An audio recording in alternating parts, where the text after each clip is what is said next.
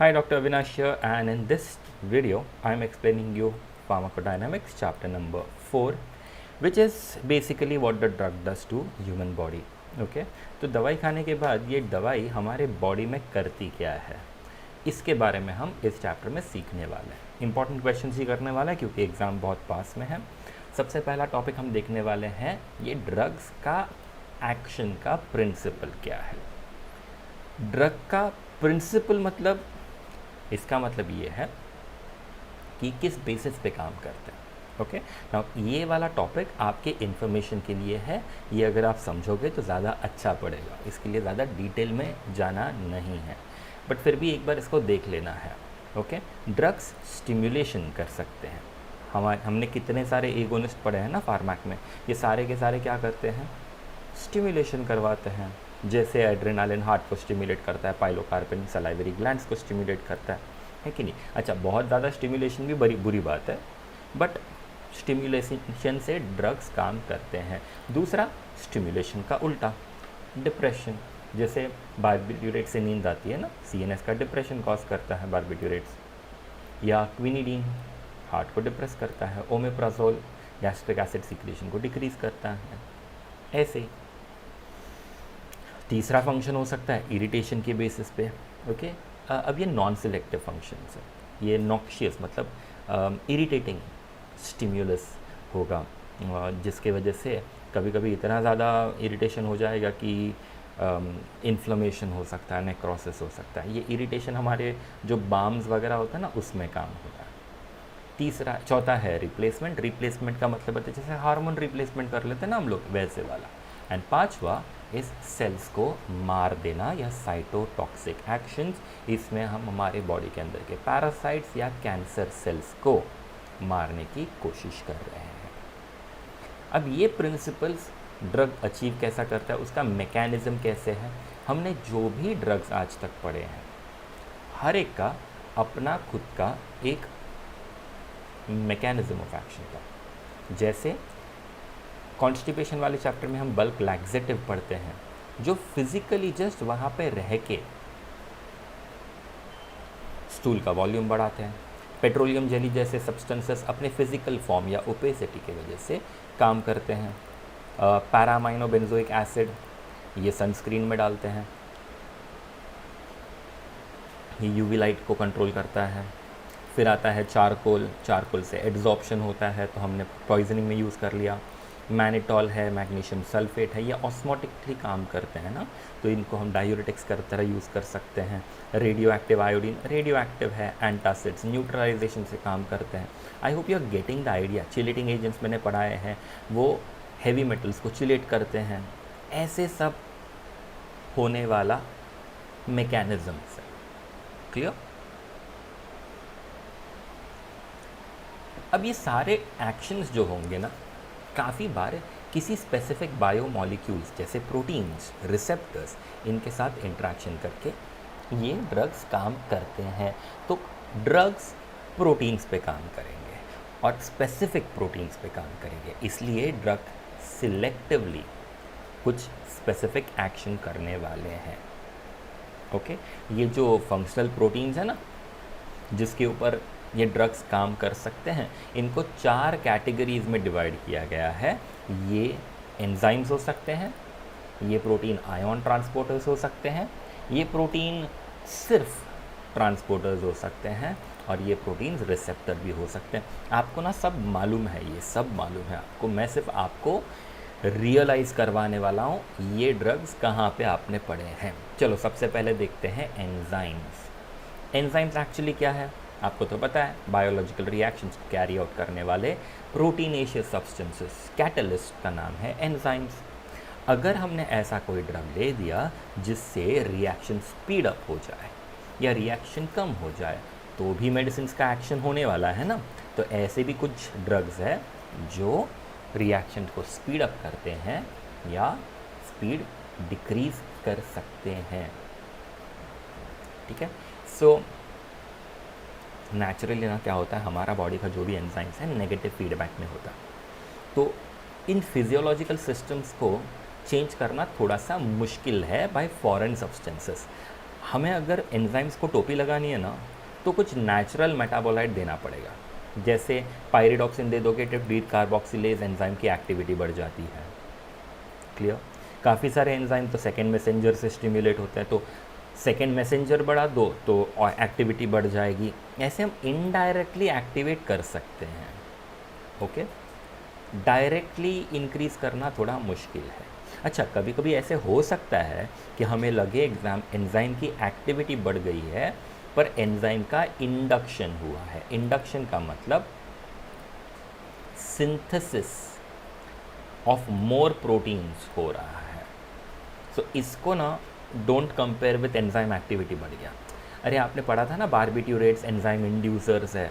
वो enzyme inducers अलग होते हैं, और मैं जो अभी बता रहा हूँ वो एक्टिवेटर्स या इनहिबिटर्स है। तो ये दो अलग कंसेप्ट है, गड़बड़ नहीं करनी है, ठीक है। अभी हम सिर्फ फोकस कर रहे हैं एंजाइम का रेट बढ़ाना है, एंजाइम का रेट कम करना है। हम लोग इसके लिए, अगर आपका बायोकेमिस्ट्री सॉलिड था ना, तो ये ज़्यादा जल्दी समझेगा। एंजाइम्स को कुछ दवाइयाँ इनहिबिट कर सकती है, कुछ केमिकल्स जैसे heavy metals, strong acids, alkalis, ये तो सीधा प्रोटीन को डीनेचर ही कर डालेंगे और पूरा का पूरा एंजाइम को इनहिबिट कर देंगे। अब ये तो मतलब फालतू की चीज़ हो गई, क्योंकि इसमें मेडिसिन क्या हुआ ना, सारा एंजाइम डिस्ट्रॉय कर दिया। तो हमें ऐसा कुछ चाहिए जो सिलेक्टिव हो, selective inhibition of particular enzyme होना चाहिए, वो हमारा दवाई का एक्शन बन सकता है। एग्जाम्पल ले लेते हैं, शायद ज़्यादा ईजीली समझ में आ जाए।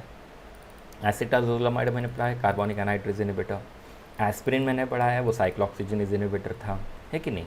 और डाइसल्फिराम हमने पढ़ा है, वो एल्डिहाइड डिहाइड्रोजनेज, वो दारू छुड़ाने के लिए देते हैं। Omeprazole sodium potassium hydrogen ATPase pump को ब्लॉक करता है। डिगॉक्सिन एटीपीएस को ब्लॉक करता है। तो ये तो हमने पढ़े हुए हैं, एस्थमा वाले चैप्टर में थियोफाइलिन पढ़ा है। तो ये सब कैसे होगा कि हमने ऐसे दवाइयाँ बना दी जो ड्रग को इनहिबिट करे। नाउ, ड्रग का इनहिबिशन दो तरीके से हो सकता है, एक है कॉम्पिटिटिव और एक है नॉन कॉम्पिटिटिव। कॉम्पिटिटिव का मतलब है हमारा जो ड्रग है वो उसी साइट पे जाके चिपकेगा जहाँ पे नॉर्मल सबस्ट्रेट बाइंड करता है।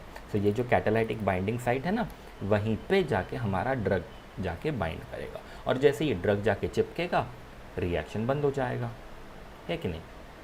अब कुछ चीज़ें इसमें आप रट्टा मारोगे तो ज़्यादा अच्छा रहेगा। जैसे कॉम्पिटिटिव इनहिबिटर्स Km की वैल्यू बढ़ाते हैं, Vmax अनचेंज्ड रहता है। एक non equilibrium type of enzyme inhibitor भी है, जहाँ पे ड्रग रिएक्ट करता है कैटालिटिक साइट से, बट कोवैलेंट बॉन्ड बना लेता है ताकि कॉम्पिटिटिव नॉन इक्विलिब्रियम टाइप की रिएक्शन हो जाए। जैसे ऑर्गेनोफॉस्फेट्स जो है ना, हमारे कोलिनेस्टेरेज एंजाइम को इरिवर्सिबली इनहिबिट करते हैं। मेथोट्रेक्सेट जो है वो हमारे डाइहाइड्रोफोलेट रिडक्टेज DHFRase को इरिवर्सिबली इनहिबिट करता है। तो इसमें Km बढ़ेगा, Vmax कम हो जाएगा। एंजाइम इनहिबिशन की दूसरी मेथड है नॉन कॉम्पिटिटिव। इसका मतलब ये है कि हमारा ड्रग कैटालिटिक साइट पे नहीं जाता, वो कहीं दूसरे एडजेसेंट साइट पे जाता है, पर इस एडजेसेंट साइट पे चिपक के ये एंजाइम की एक्टिविटी को इस तरह से अल्टर कर देता है कि एंजाइम अपनी कैटालिटिक प्रॉपर्टी भूल जाता है। इम्पॉर्टेंट, Km अनचेंज्ड है, Vmax कम हो जाता है। Good thing is ion channel के बारे में पूछते नहीं है, तो instead of like wasting your time behind ion channel, skip it. Transporters के बारे में पूछते नहीं है, यू कैन स्किप इट, थोड़ा सा ऊपर ऊपर से देख लेना। रिसेप्टर्स का डेफिनेशन पूछते हैं। रिसेप्टर एक ऐसा मैक्रो मॉलिक्यूल या बाइंडिंग साइट है जो किसी सेल के सरफेस पे या इनसाइड द इफेक्टर सेल होगा, जो सिग्नलिंग मॉलिक्यूल या ड्रग को आइडेंटिफाई करने में, रिकॉग्नाइज करने में हमारी मदद करता है, पर अपने आप में ये रिसेप्टर का कोई फंक्शन नहीं होता। ठीक है, फिर आपको ये डेफिनेशंस बाय हार्ट करना है। एगोनिस्ट एक ऐसा एजेंट जो रिसेप्टर को जाके एक्टिवेट करे। अब एक्टिवेट करके क्या हासिल करने वाला है एगोनिस्ट? ये एक ऐसा इफेक्ट प्रोड्यूस करेगा जो रिसेप्टर के फिजियोलॉजिकल सिग्नल मॉलिक्यूल जो होता है उसके जैसा हो। Let me give you an example. Okay, हम बात कर रहे हैं एक रिसेप्टर की। रिसेप्टर का नाम हो जाएगा let's say acetylcholine receptor, M type of acetylcholine receptor. तो agonist would be drug like bethanechol, methacholine, जो इस रिसेप्टर को जाके चिपकेगा और एसिटाइल कोलिन जैसा काम करेगा। पर इसी रिसेप्टर का एंटागोनिस्ट हो जाएगा अट्रोपिन, क्योंकि अट्रोपिन ऐसा एक कंपाउंड है जो एगोनिस्ट का एक्शन रोकता है। खुद से कुछ नहीं करता है, अट्रोपिन उल्टा काम नहीं करवाता है, अट्रोपिन असेटाइल कोलिन का एक्शन रोकता है। तो इन्वर्स एगोनिस्ट क्या है? इन्वर्स एगोनिस्ट ऐसा एक ड्रग है जो रिसेप्टर को इस तरह से एक्टिवेट करता है कि नेचुरल का उल्टा अपोजिट एक्शन आने लग जाता है। सो एगोनिस्ट नेचुरल सबस्ट्रेट जैसा काम करवाएगा, इन्वर्स एगोनिस्ट नेचुरल सबस्ट्रेट के मुकाबले उल्टा काम करवाएगा। एंटागोनिस्ट नेचुरल सब्सटेंस का काम रोक देगा, एक्शन को ज़ीरो करेगा। अच्छा, 100% काम करेगा नेचुरल जैसा तो एगोनिस्ट, 50% 70% ही काम करेगा तो पार्शियल एगोनिस्ट।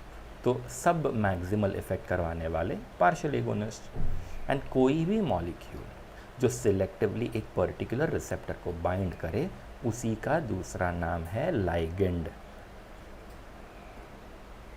ये सारे डेफिनेशंस आपको ठीक से पढ़ने हैं, ठीक है? ये नंबर्स आपके लिए इम्पॉर्टेंट है।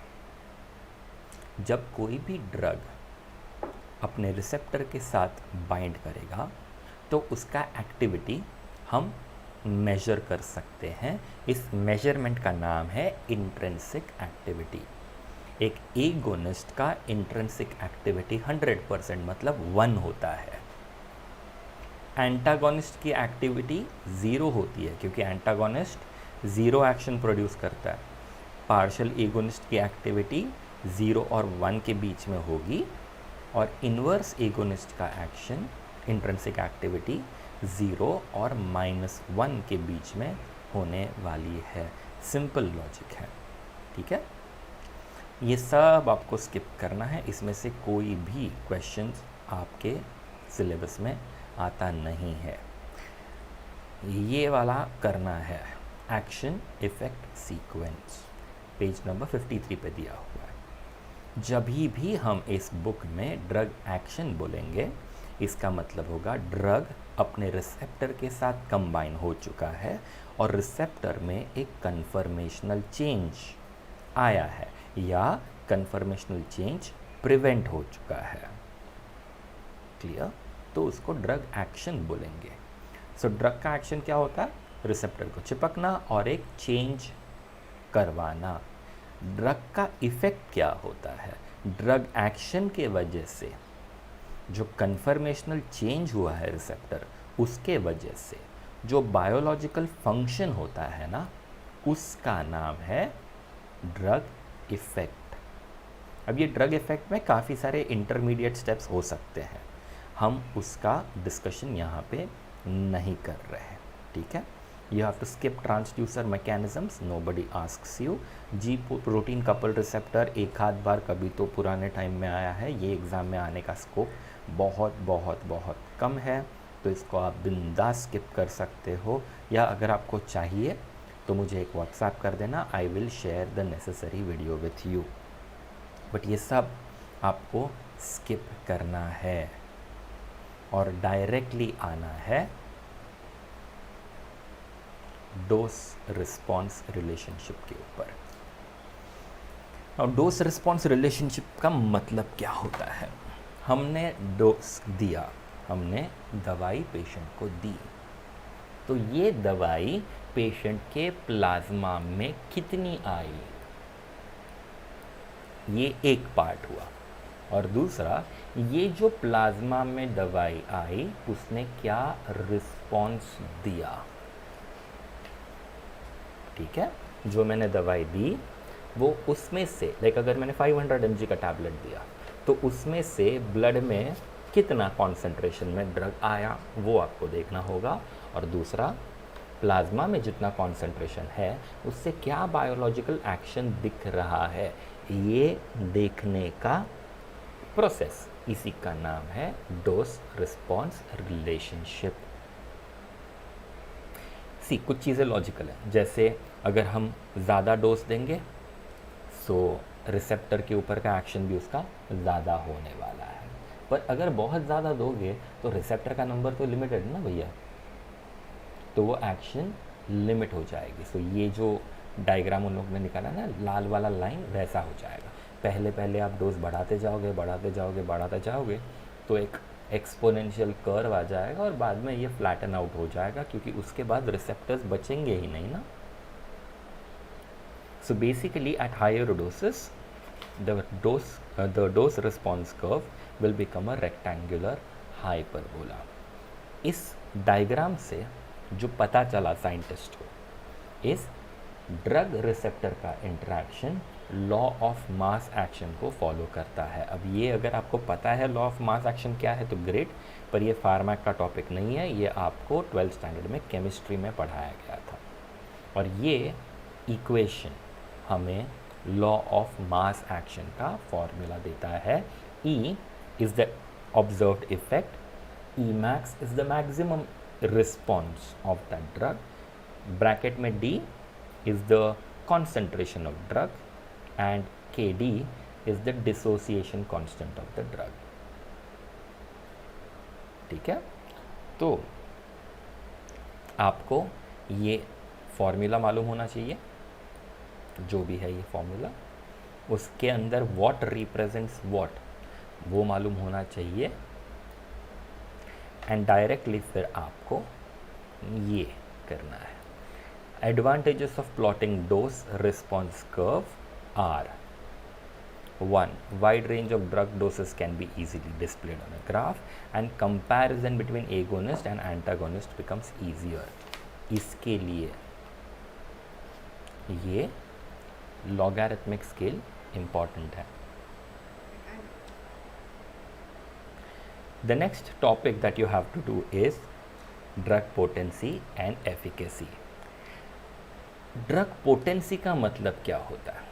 ये DRC ड्रग रिस्पॉन्स कर्व है ना, डोज रिस्पॉन्स कर्व, इस पे ये ड्रग का लाइन कहाँ पे है इसके ऊपर से हमें आइडिया आ जाता है कि ड्रग का पोटेंसी क्या है। पोटेंसी मतलब क्या? पोटेंसी मतलब कितना दवाई दोगे तो एक्शन आएगा, कितना दवाई पे कितना एक्शन आएगा। जितना DRC राइट साइड की तरफ उतना लोअर पोटेंसी, और जितना लेफ्ट साइड की तरफ उतना हायर पोटेंसी। एक एग्जांपल ले लेते हैं, ये नीचे वाला डायग्राम देख लो 4.13। डी वाला जो ड्रग है वो सबसे ज़्यादा पोटेंट है क्योंकि वो जल्दी काम करता है। सी वाला ड्रग उतना पोटेंट नहीं है। क्लियर? सो राइट वाले जो भी होंगे वो लेस पोटेंट, लेफ्ट वाले जो भी होंगे वो हायर पोटेंसी। अब आप बोलोगे पर सर ए और बी वाला तो 1 का रिस्पॉन्स देता है और डी और सी वाला तो 0.62 का रिस्पॉन्स देता है, तो ज़्यादा पोटेंट कैसा हुआ? नहीं बेटा, ए और बी ज़्यादा एफिकेशियस है। जितना ज़्यादा रिस्पॉन्स आएगा, मैक्सिमल रिस्पॉन्स आएगा, उसका नाम है ड्रग एफिकेसी। एग्जाम्पल लेके आपको शायद समझ में आ जाएगा। क्लियर? मॉर्फिन के कंपैरिजन में पेथिडीन ज़्यादा एफिकेशियस है। अगर मैं ग्राफ निकाल के बताऊं तो ए और बी, मॉर्फिन और पेथिडीन दोनों के दोनों, समझो ए वाला मॉर्फिन है, बी वाला पेथिडीन है, दोनों का एफिकेसी सेम है, पर मॉर्फिन ज़्यादा पावरफुल है क्योंकि उसका कर्व लेफ्ट की तरफ है। पर अगर मैंने इसी चार्ट के ऊपर एस्प्रिन का ग्राफ बनाया ना तो वो सी जैसा दिखेगा। एस्प्रिन मॉर्फिन के कंपैरिजन में लेस पोटेंट भी है क्योंकि वो राइट की तरफ ग्राफ बनाता है, और लेस एफिकेशियस भी है क्योंकि उसका हाइट कम है।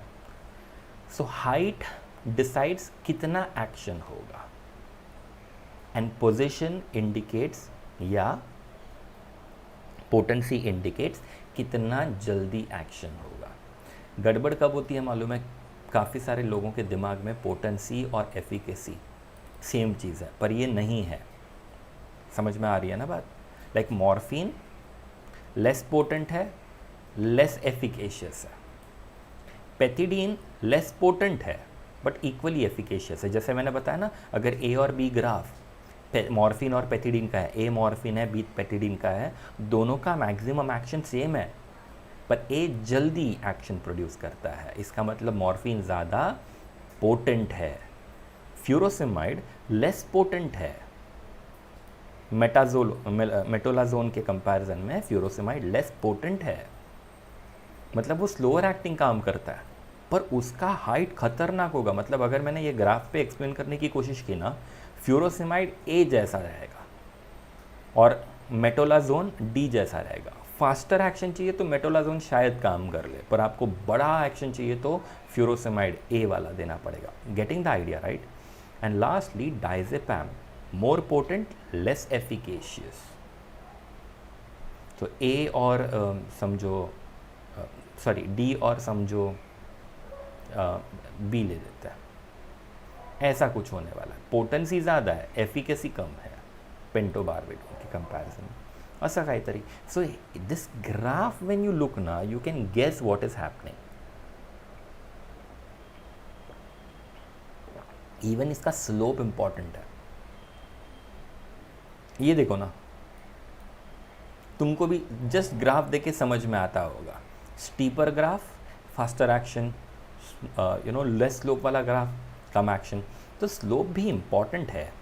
Steep slope increase in dose will cause marked increase in response. Flat slope little increase in response. ऐसा कुछ. So ये ग्राफ ड्रॉ करके ना काफ़ी सारे लोग, साइंटिस्ट लोग देख के ही पता लगा सकते हैं कि कौन सा ड्रग कौन से टाइप से काम करने वाला है.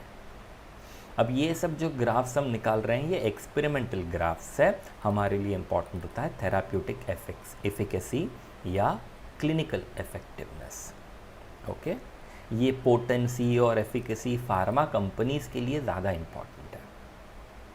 आपके और मेरे लिए ज़्यादा इम्पॉर्टेंट होता है डोज रिस्पॉन्स रिलेशनशिप. मतलब कितना बेनिफिट या कितना पेन से रिलीफ, आराम कितना मिलता है बाय द ड्रग. ये हमारे लिए ज़्यादा इम्पॉर्टेंट. लाइक लीवोडोपा कार्बिडोपा का कॉम्बिनेशन दे दिया तो कितना जल्दी पेशेंट ठीक होता है. दूसरा है success rate in achieving defined therapeutic and point. इसको हम बोलते हैं क्वांटल डोज रिस्पॉन्स रिलेशनशिप. जैसे एग्जांपल ले लेते हैं, गोनोरिया हुआ है किसी को.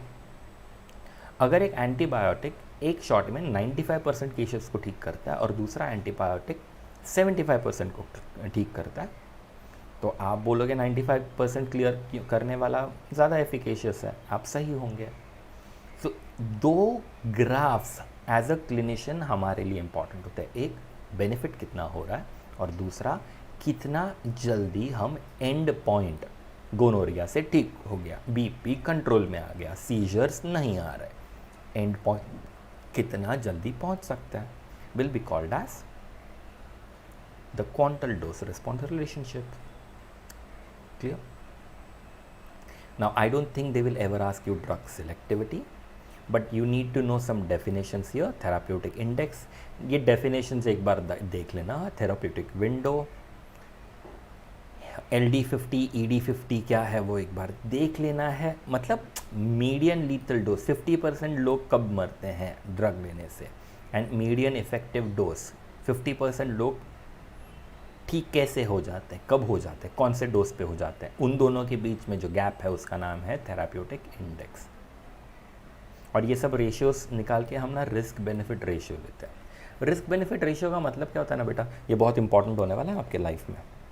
जो हम दवाई देते हैं उसका कुछ एडवर्स इफेक्ट होगा, कुछ इनकन्वीनियंस होगा, कुछ कॉस्ट फैक्टर होगा, इसके कंपैरिजन में कितना जल्दी आराम मिलता है, कितना लोग क्योर हो जाते हैं, कितना मॉर्बिडिटी मॉर्टालिटी कम होती है, कितना लाइफ इम्प्रूव होता है, ये दोनों के बीच में हम हमेशा रेशियो निकालते हैं। अगर खर्चा ज़्यादा और फ़ायदा कम है तो ये दवाई हमारे काम की नहीं है। खर्चा कम है और सिम्टम ज़्यादा रिलीव हो रहे हैं, इनकन्वीनियंस नहीं है पेशेंट के लिए, एडवर्स इफेक्ट कम है, तो दवाई अच्छी है।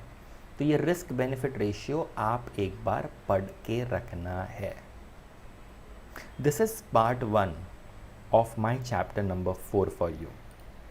Very soon I will share with you part 2 of chapter number 4 where I explain to you drug synergism and drug antagonism.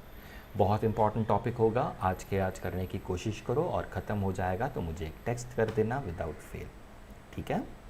And if you have doubts I am there to help you out. Take care, bye.